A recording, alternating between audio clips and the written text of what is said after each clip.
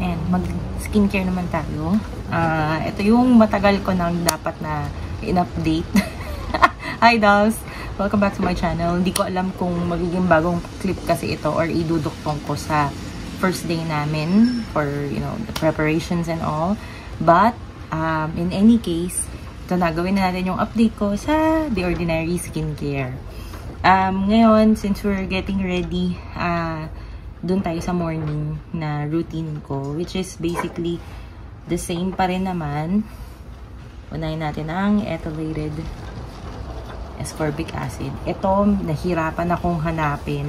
Hopefully, makakakita tayo dito sa Tokyo. Kasi sa Manila, lagi siyang wala. So, yan. Still, few drops pa rin ang gamit ko. And, it's enough naman na for the whole face and the neck. By the way, I have flares. Next is caffeine solution for the eyes. Kita niyo naman ang background ko, traditional, dahil na nasa traditional, I think it is a traditional house dito sa Japan. So, talagang papel de hapon yung tawag. Talagang papel yung window. O, diba? Bongga. Tapos, next is ang ating moisturizer. Same pa rin. Etong moisturizer, for the bottles, sila pa rin naman gamit ko. Hindi pa ako bumibili ng bago. Hindi pa ako bumibili ng bago. Pero moisturizer, may stock na ako. Nakuha ko siya, or nabili ko siya sa Look. Nandoon siya sa SM MOA. So, sa mga naghahanap ng The Ordinary products, meron sa MOA. Yung MOA, meron siyang Watsons na katabi. Kasi nung una, hindi ko alam yung Look. Yung pala siya. So, yun. It's a parang collaboration ng mga huge international brands. Merong MAC, merong NARS, Laura Mercier. I think may Bobbi Brown. May GRWM. And what else? What else is there? Madami pang iba. That's just a few of the products that at least I remember. Yan. So, yun na. Done na tayo sa ethylated for the eyes and moisturizer. Basically, simple lang naman yung skincare routine ko. Ang nadagdag lang sa gabi is I wanted to add a little more, which is this. This is the 100% organic cold pressed rose hip. Ayan. So, rose hip seed oil. Ayan. More on, ano naman to, anti-aging. So, inad ko lang siya sa night time ko na routine. Pero, ang napansin ko, si ethylated, kasi at first ang ginawa ko, para lang natakot ako baka mag-conflict yung ginagawa kong mix, diba? So, ang ginawa ko, si ethylated, minorning ko lang, and then at night, si rosehip lang. But, the thing is, I think ethylated works best kasi diba, again, bright set ako nag-start. I think, if you want to achieve the bright, you have to use this AM and PM talaga.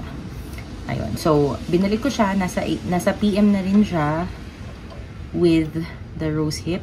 Pero morning siya lang and the caffeine. Si caffeine din pala panggabi din naman. Tapos yun, to top and then moisturizer to top it off. I am still using my toner.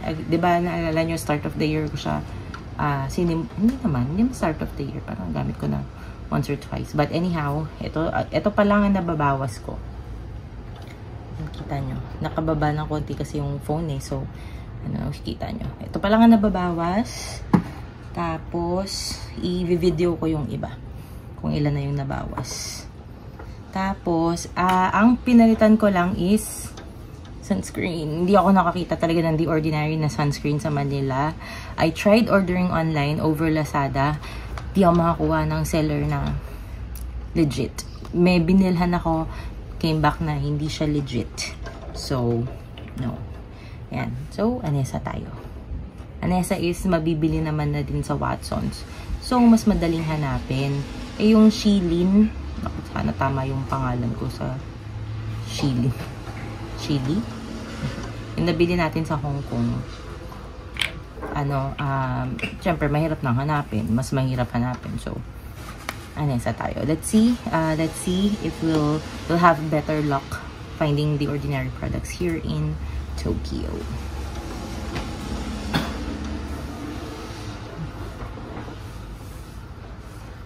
Naglalagay ako hanggang noo. Kasi, diba, parang may narinig ako na yung sunscreen daw, huwag na sa noo kasi, siya, tignan mo, nagbubuo. Bakit ka nagbubuo? Yung sunscreen huwag daw sa noo kasi nga, parang masakit sa mata. Gusto ko cover lang yung noo. Yan. I think it's leaving just a little white cast. But oh well. Yan. So, ito na ang updated ko na skincare routine. Wala naman akong dinagdag na anything. Tapos, so far, gusto ko mag-stick sa The Ordinary. So far, happy naman ako sa product. It's just a little hard to find specific products I need, like the sunscreen and the ethylated acid. Tama ba yung pangalan ko? Ethylated ascorbic acid. Ito yung medyo nahihirapan akong hanapin. But caffeine, meron sa Look ng MOA. Tapos yun, yung rose hip sa MOA ko rin nabili. Moisturizer, meron sila. Ang mabilis pa lang naubos sa akin is the Squalene Cleanser. Mabilis yung panghilamos ko. Tapos toner, meron din sa MOA. Pero hindi naman siya mabilis maubos. So, it goes a long way. All these products goes a long way. Kasi, for ethylated, few drops lang naman every time I use it. So, tipid pa rin in a way. Pero, again, it's been a few months. And I think, kayo pala, what do you guys think? So far, yung pores ko, parang okay naman, lumalaban naman. Although I still have a few here and there na mga spots na gusto ko matanggal. Pero at least hindi yung like before. No? Medyo malala eh. Yung start ng year, talagang dami ko ng spots na out of control na siya for me. Ayun. So, ayan. Ano pa bang i-update ko? If you have questions sa The Ordinary, let me know. Pero so far, I'm pretty much happy. Tapos, dahil dyan, mag-makeup na rin tayong konti. Get ready with me na rin pala ang peg natin for today. Ayan. So, sa ngayon, ang ating foundation na gagamitin ay galing sa The Face Shop. Ink Lasting Foundation. Slim Fit EX. Ayan. Galing to ng The Face Shop. The Face Shop. Yeah, The Face Shop. I don't remember how much though. Sorry.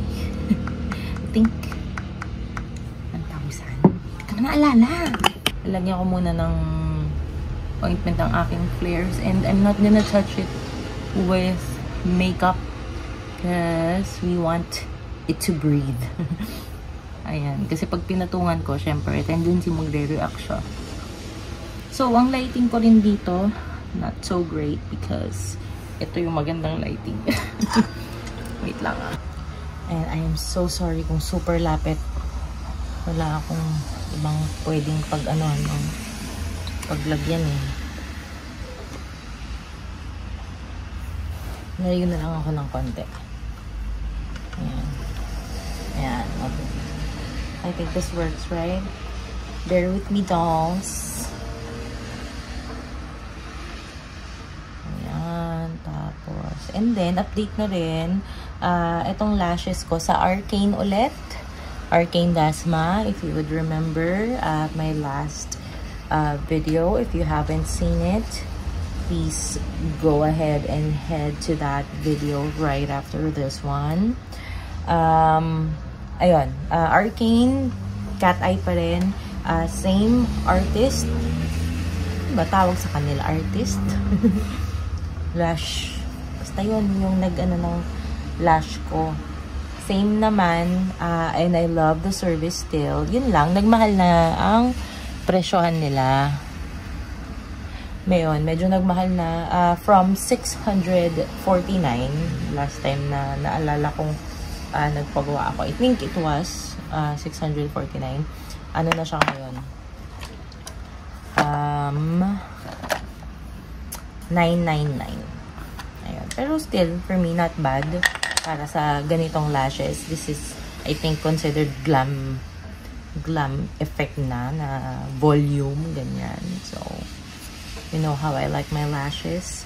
Minsan lang tayo magpa-lash kapag may lakad lang. So, diba, ibong na natin. I want everybody to know I have lashes on. Charing. Hindi, para kasi pag sa pictures nga, diba, tawag dito, kita. At saka, yung pinaka gusto ko talaga is, hindi ko na masyadong iisipin yung makeup ng eye area. Tanggalin ko na to. Starting to pull on my anit. Anyway. Ayan. Oh, by the way, itong powder ko is from the Face Shop as well. Oil Control Water. Ayan, Face Shop din to. I think this is 400 something. Pa 900 na. But I love it. MAC Glow Play. Freebie lang to. Bumili ako ng MAC online. Kailan ba ako bumili? 3.3. Ayan. So, yung presyo, hindi ko alam kung magkano. Kasi free lang siya. Free ko lang nakuha. But look at that. Look at that shine. Diba? I love it. Tapos, for my brows, LA girl pa rin tayo. Shade dark brown.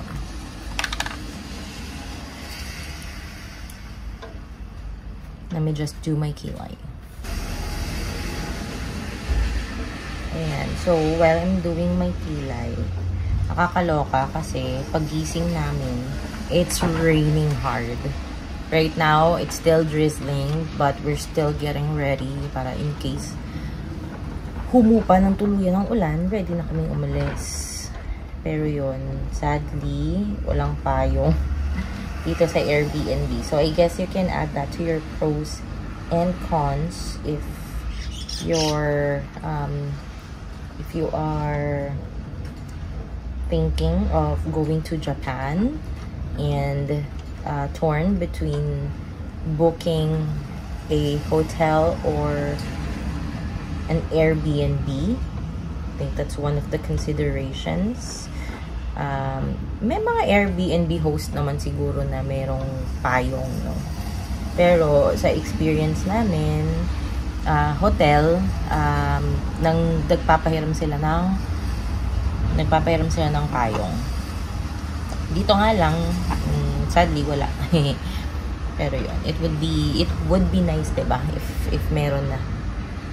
Kasi hindi kami makalabas. Buti na lang meron na kaming onigiri sa baba. So, kahit papano, may laman naman ang aming mga tiyan. Onigiri and coffee. We managed to get some last night. So, yan. Okay, may patang pwesto.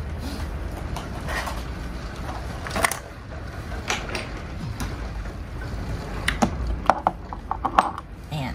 Anyway, game. Blush. Gamitin natin ng lipstick ng MAC Fleur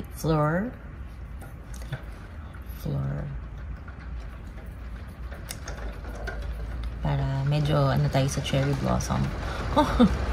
Medyo tumerno tayo sa cherry blossom na in fairness habang papunta kaming Airbnb kasi we ended up na naglakad na lang for 15 minutes dahil wala na tayong masakyan.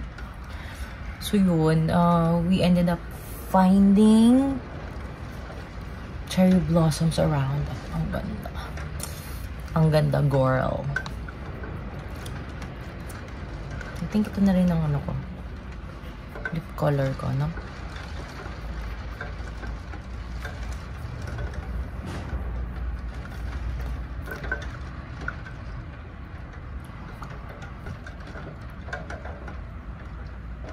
Okay, I think I am ready makeup wise. Let me just finish up with blower and all that.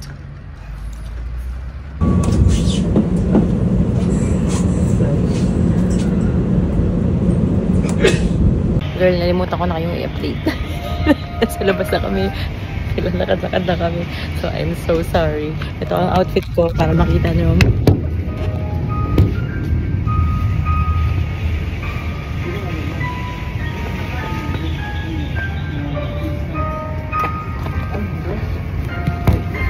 Ayan na nga. Nakalimutan ko kayong i-update. So, sorry. So, sorry guys. Pero, ayan na ang outfit natin. Tapos, naalala ko na lang. Ngayon ko na lang naalala. Dito tayo sa Shinjuku. Meron kaming pinasukang parang drugstore siya. Pero pagpasok namin, parang donkey. As in, ang dami nang nandito. Tapos, ayan, nandyan na lang. Ang tsala ng mga number nila. Parang siyang automated. Bunga. Anyway, naghahanap kami ng mga konti pang kailangan sa bahay na kulang. Kaya kami nandito. I need cotton. I don't know where the cotton is. Tapos at the same time, di ba umulan? Umulan sa labas. So, bumili kami ng payong. Yung payong na transparent dito is 500 something yen. Roughly 200 something in peso. So, yan. Ha?